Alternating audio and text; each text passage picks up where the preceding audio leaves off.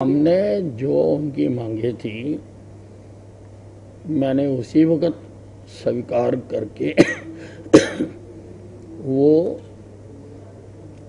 मुख्यमंत्री जी के पास और अन्य विभागों के पास भेज दी थी। हमारा सकारात्मक रुख था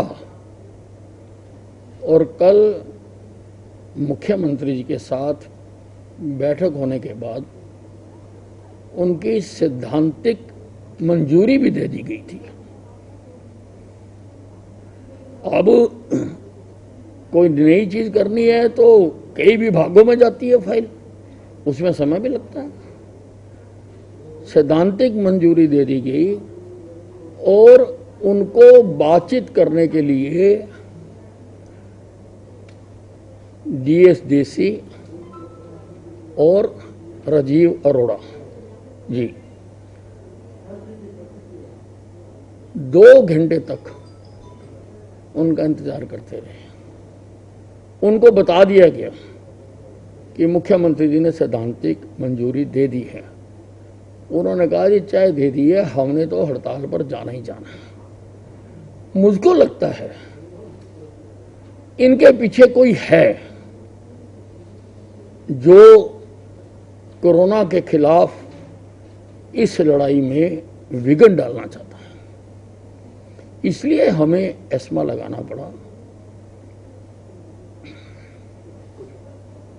सर अगर बात करें तो जिस तरह से कोविड को लेकर मामले हरियाणा में भी बढ़ रहे हैं, हालांकि स्वास्थ्य विभाग ने संबंधित तैयारियां की है, लेकिन उसके बाद भी कई जगह ऐसी रैलियां हैं या नेताओं का जो स्वागत है वो किया जा रहा है जहां पर बिना कोविड प्रोटोकॉल्स को फॉलो किए बड़ी उसके लिए नोटिफिकेशन जारी हो गई है और आदेश जारी कर दिए गए हैं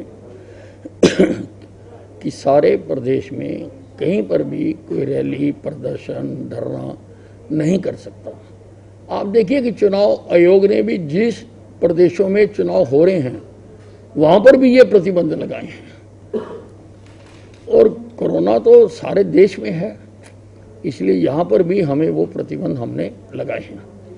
साहब ये जो 1 जनवरी से आपके आदेश थे कि जहाँ पे 2 डोज नहीं लगी सार्वजनिक स्थलों पे नहीं जाने दिया जाएगा। आप मुख्यालय की बात ही करें, जैसे हम लोग भी आए हैं, कोई पूछता नहीं है कि आपकी 2 डोज लगी या नहीं लगी है। ये मिनी सेक्रेटरी है, चंडीगढ़ में जितने भी हरियाणा के कार्यालय हैं अदलता आ रहा है, क्या यहाँ पे ये आदेश लागू नहीं है?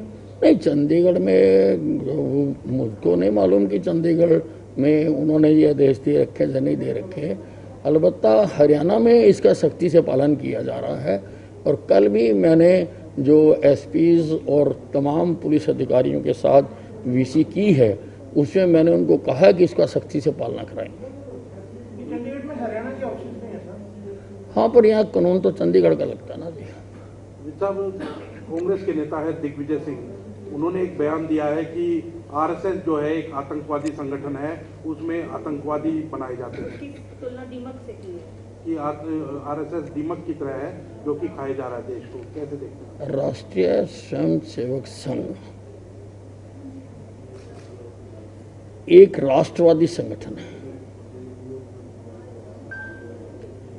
यहां पर लोगों को देश के प्रति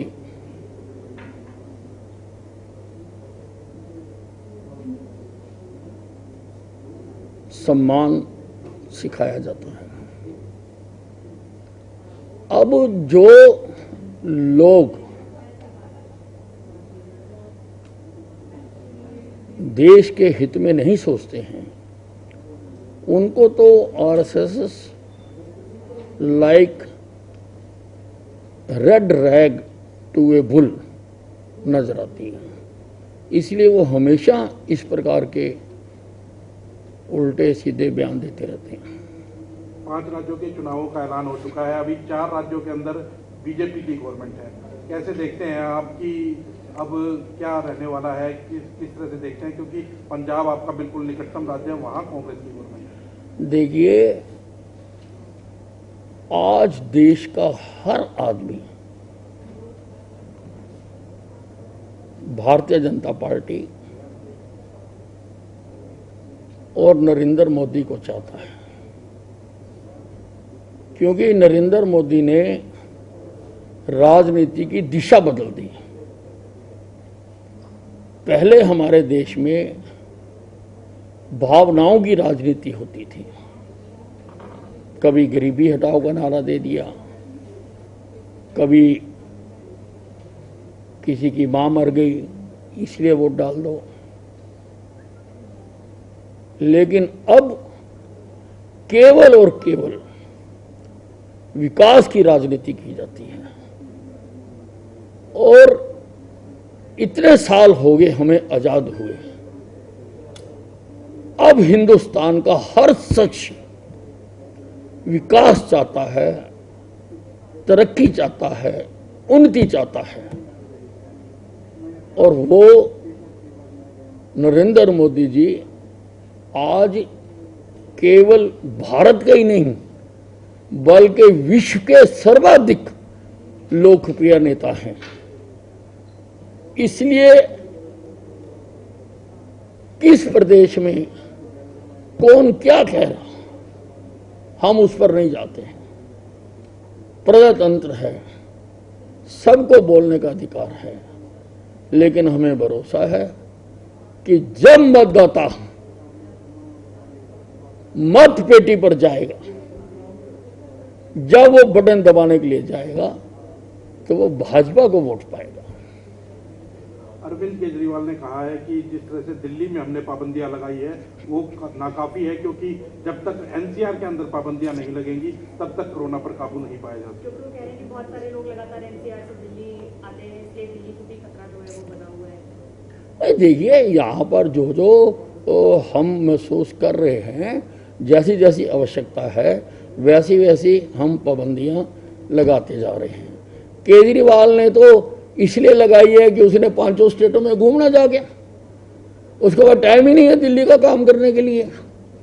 और केजरीवाल की एक आदत बन गई जो ऑन रिकॉर्ड है कि वो अपनी कमियों के लिए दूसरों लोगों को दोषी ठहराना उनकी आदत है। आप अपना देखिए, आप बंद कर दीजिए दिल्ली को, आने जाने के रास्ते बंद कर दीजिए। आप इस तरह से इस लड़ाई को साझे तौर पर लड़ने की आवश्यकता है, ना कि एक दूसरे के ऊपर आरोप लगाने की।